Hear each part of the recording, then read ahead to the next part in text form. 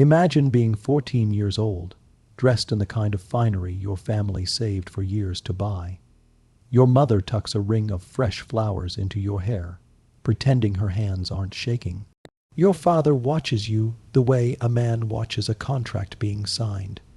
Your brother drums his fingers like someone impatient to finish unpleasant business. Everyone calls this a blessing. Everyone says, "This day belongs to the goddess." No one explains why the older women standing near the chamber refuse to meet your eyes. Before the sun sets, a stranger will decide what your body is worth. And this is still the merciful part. The temple gates gleam like gold in the afternoon light.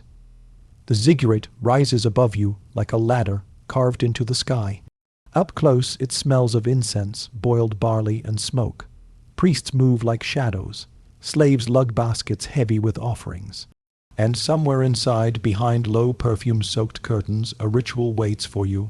A priest places a rope crown into your hands. Another writes your name on a clay tablet.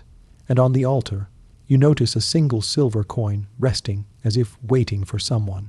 In a few minutes, you'll understand why your parents brought you here. In a few minutes, you'll understand why the temple doors lock from the inside. In a few minutes, you'll learn this ritual has nothing to do with devotion and everything to do with ownership. This isn't myth. This was Babylon, a system so normalized that ancient writers described it without flinching and so disturbing that modern historians still argue over whether the truth is too dark to accept.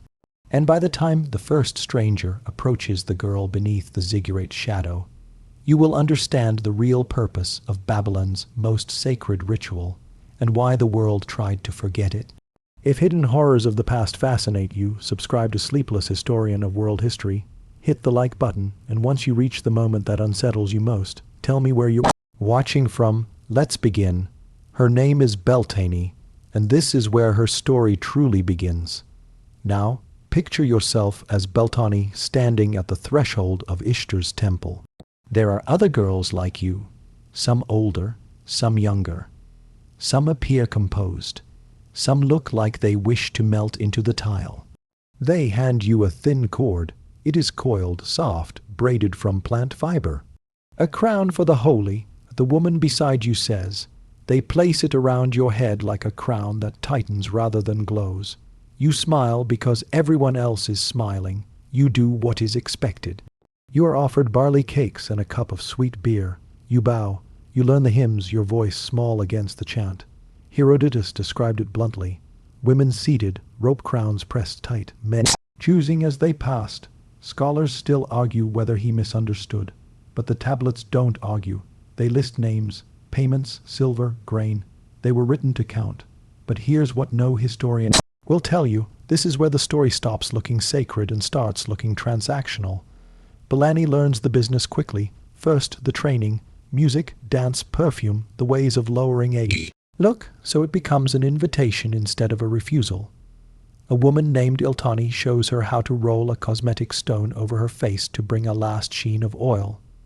A boy with ink-stained fingers marks her name on a small clay tablet.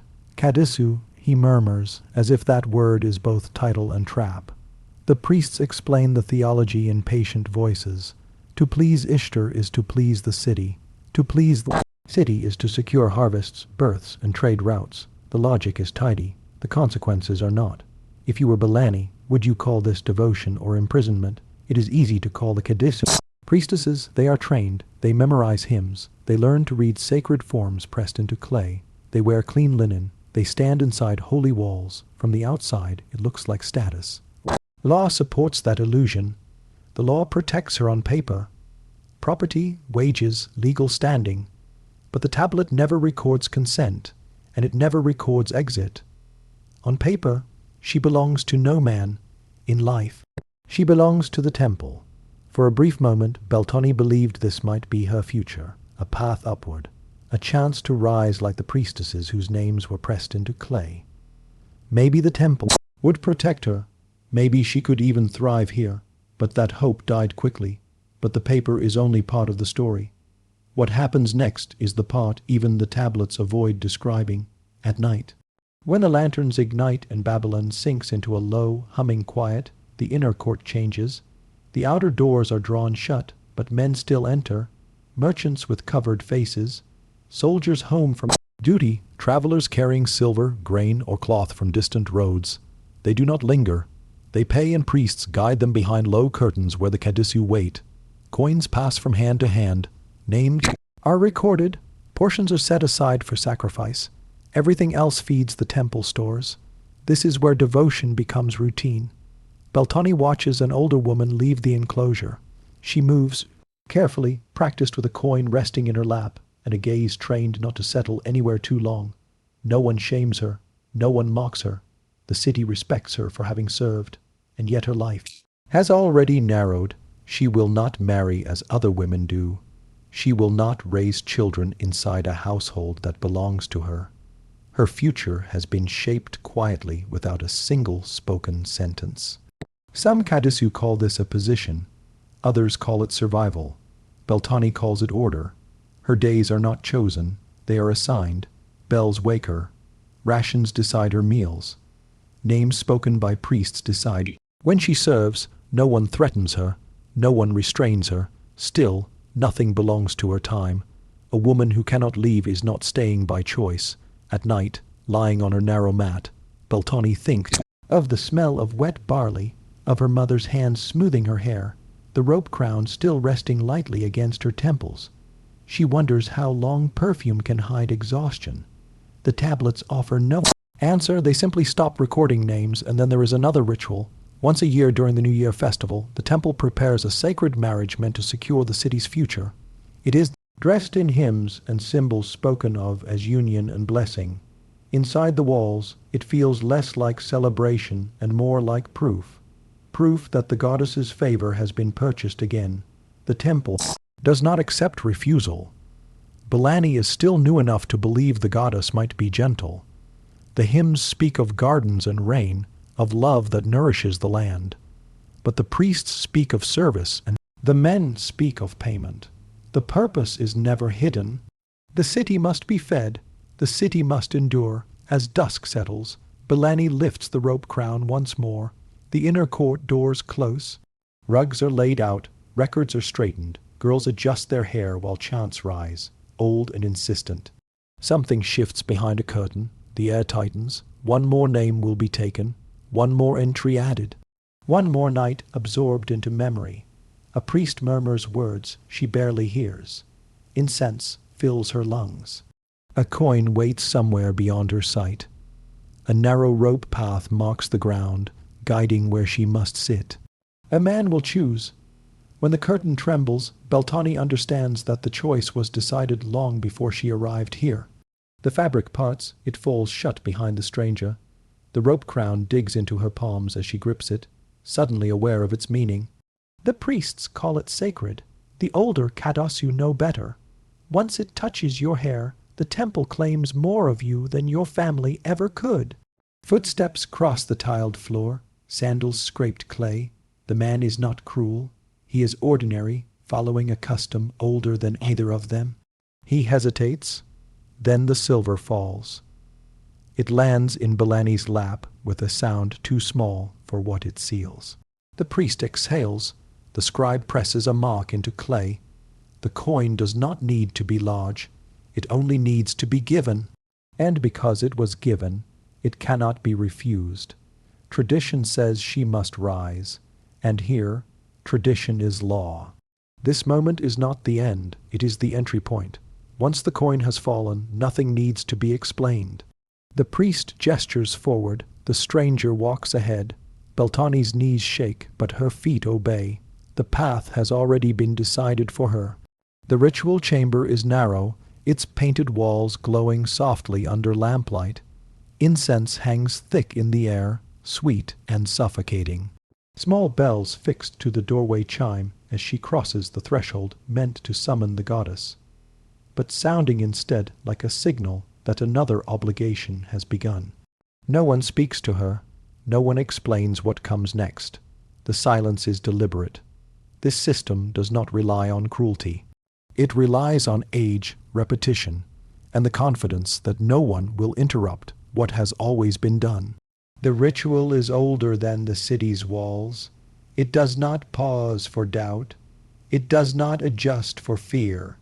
Belani steps inside. The curtain falls and Babylon continues without her. In the months that follow, temple life settles into a rhythm that leaves no room for questions. Morning hymns, oil baths, lessons in music, scent, and composure. Inside the walls, the Kadisu are praised as sacred. Outside, they are spoken of in lower voices.